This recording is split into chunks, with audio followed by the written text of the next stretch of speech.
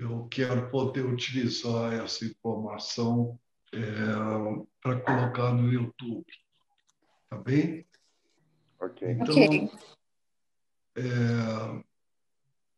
para a gente falar de um grupo terapêutico, eu acho que valeria a pena primeiro falar sobre grupo, sobre terapia.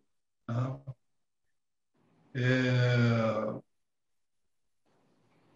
O Pichon River, que é o autor que eu sigo e que eu, inclusive, traduzi os livros dele para o português e publiquei uma biografia bastante completa da vida dele. Ele colocava como critério de saúde mental aquilo que ele chama de adaptação ativa. O que é adaptação ativa? É a capacidade da pessoa estar se mudando e mudando o seu meio ao mesmo tempo. Tá? Quer dizer, essa relação de interação entre cada um de nós com o nosso meio. Tá? Essa condição é fundamental para que a pessoa possa estar interagindo no mundo de uma forma mais saudável. Tá?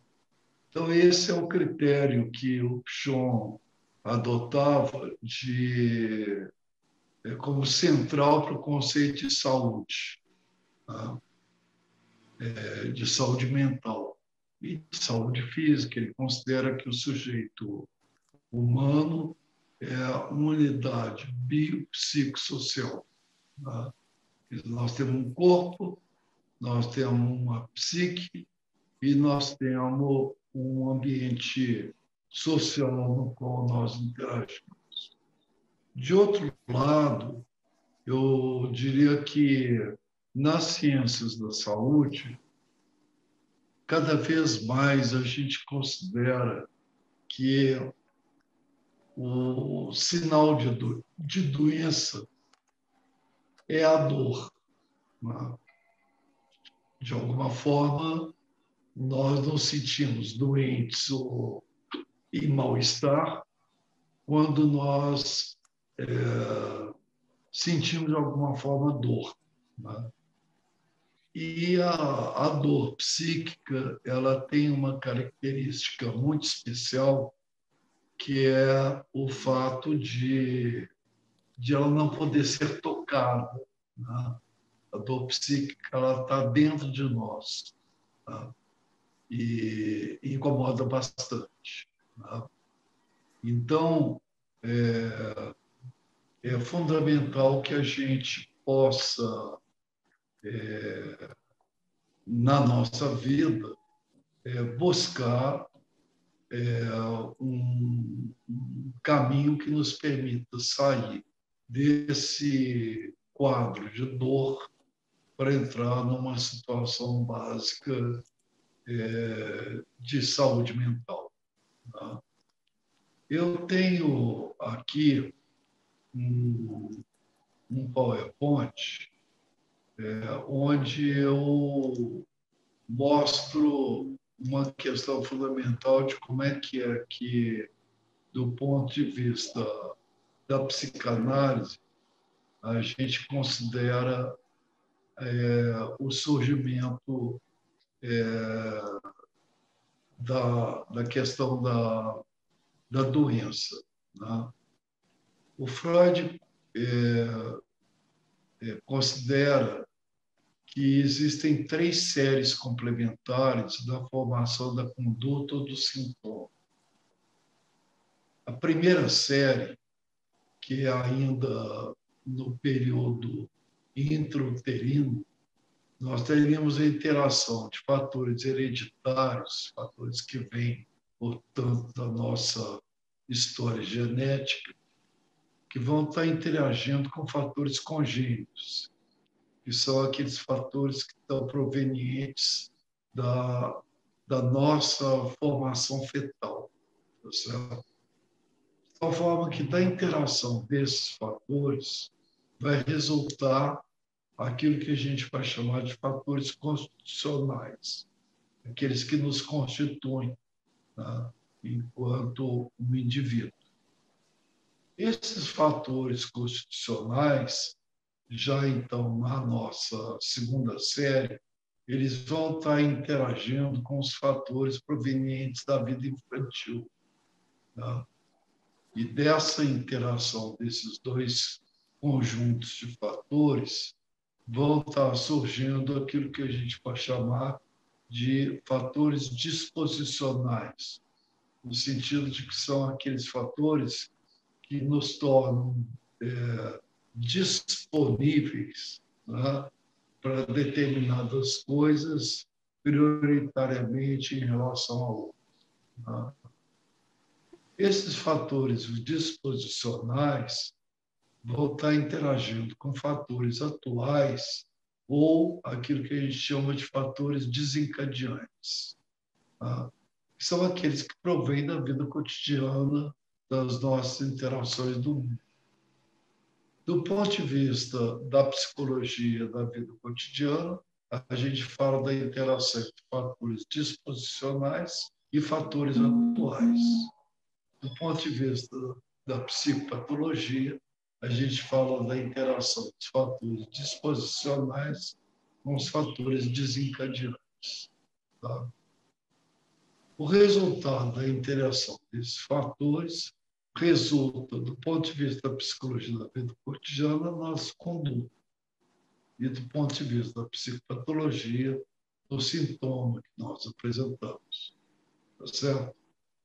Então, essa é a nossa história individual, que está sempre imbricada na história grupal, social, da qual nós participamos. Tá? Eu paro, então, de mostrar isso e volto a falar diretamente com vocês. Então, todo processo psicoterapêutico, no fundo, ele busca, de alguma forma, destravar algo que ficou fixado, tá? A gente considera que o sintoma, de alguma forma, é o resultado de algo que ficou paralisado, que ficou incrustado. Incrustado por quê? Porque não houve a possibilidade, no nosso processo de desenvolvimento, de haver uma boa elaboração daquilo que, do ponto de vista emocional e afetivo, resultou, de certa forma, em um trauma, em uma fixação de algo que nos mantém naquele lugar, né, fixado. Então, todo processo terapêutico, no fundo, ele está voltado para destravar essa questão, né? Freud falava em lembrar e elaborar para não repetir, né? Todo sintoma, na verdade, é uma circularidade, é algo que volta a um ponto de origem, que nos segura e que nos mantém fixados num ponto onde nós perdemos plasticidade, nós perdemos aquela capacidade de adaptação ativa. É como se a gente caísse num lugar onde tudo acontece para que nada aconteça, tá? Então,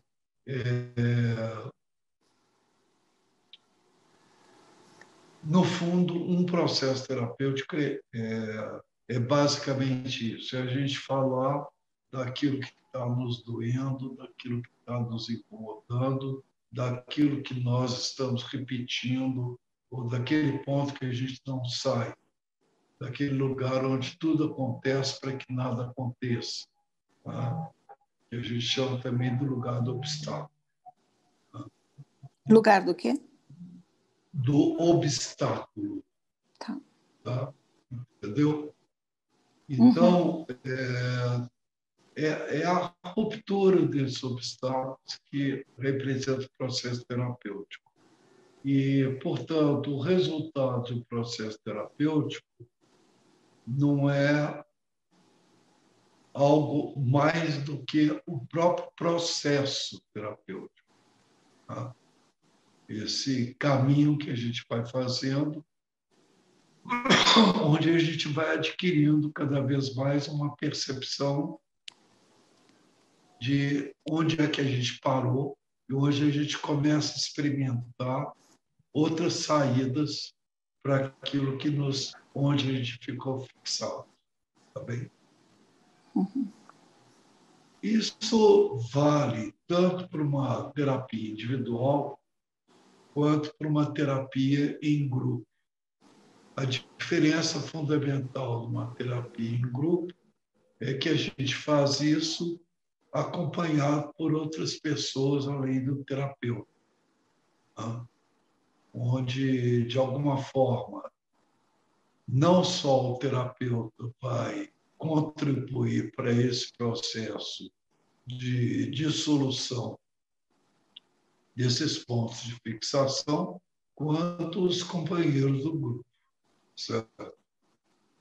Para isso, a gente precisa de fazer algumas marcações importantes que a gente chama de enquadramento. Tá?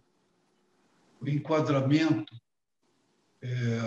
o Blair dizia que o enquadramento são aquelas variáveis que a gente fixa para determinar um espaço dentro do qual a gente trabalha com as variações.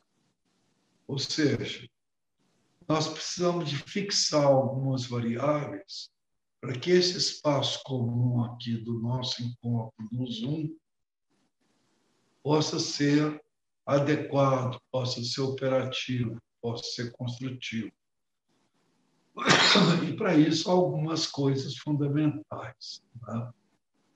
Uma delas é fixarmos, por exemplo, horário, duração, né? As condições que permitam, do ponto de vista prático, o nosso funcionamento. Tá? Ou seja, nós estamos fixando que as nossas reuniões serão às segundas-feiras, das 17h30 às 19h. Tá? Isso é uma coisa importante, porque um grupo só vai acontecer quando existe uma concomitância de participação de todos os seus membros. Tá? Outras condições importantes são os papéis que a gente vai exercer. Tá? Eu vou exercer aqui um papel de estar lidando com as questões que são trazidas pelos participantes do grupo terapêutico. Tá? Eu estou procurando auxiliar as pessoas a pensarem o que é que está por trás daquilo que elas estão trazendo, que é aquilo que a gente fala do falar do não falado, né? Do explicitar o implícito. Né?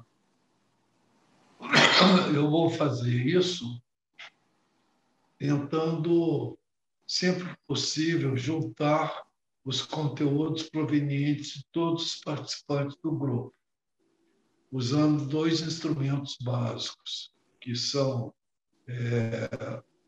o que eu chamo de assinalação, mostrar aquilo que está acontecendo, e o outro instrumento que é a interpretação, que é lançar uma hipótese a respeito do que poderia estar explicando isso. Né? Uma hipótese é, na verdade, do ponto de vista psicanalítico, a formulação de uma hipótese, que ela vai ser validada não como uma certeza absoluta e objetiva, mas pelo resultado que ela oferece do ponto de vista de mudança do fenômeno, né? No caso nosso, de mudança da conduta, né? Daí que num grupo terapêutico a gente precisa de ter algumas preocupações específicas, né? Essas preocupações são principalmente do ponto de vista do caráter ético, né? Nós precisamos ter cuidado uns com os outros, né? Nós precisamos de permitir que o outro nos fale coisas que às vezes não vão ser agradáveis, não vão ser, vão colocar o dedo na ferida, né? E se a gente não tocar o dedo da ferida, a gente não vai conseguir elaborar essa, esse ponto de fixação, né? E, e isso é uma questão muito importante, né? Eu depois no chat eu vou colocar para vocês um, um link para uma palestra que eu pus no YouTube sobre ética, que eu recomendaria que vocês assistissem. É uma forma de abordar as questões éticas que é pouco comum, que aborda a ética em três âmbitos específicos. Um que o íntimo, o outro que é o privado e o outro que é o público. Essas três órbitas da ética provocam uma mudança fundamental no enfoque ético. Então, eu considerei importante que vocês dessem uma olhada para isso. Do ponto de vista do nosso grupo, eu vou fazer o seguinte procedimento. Eu vou atender, vou fazer uma entrevista de 1 a 3 sessões específicas, individual, com cada um dos participantes. Nessa entrevista, eu vou levantar a história de vida das pessoas e vou combinar a contribuição financeira que a pessoa vai poder fazer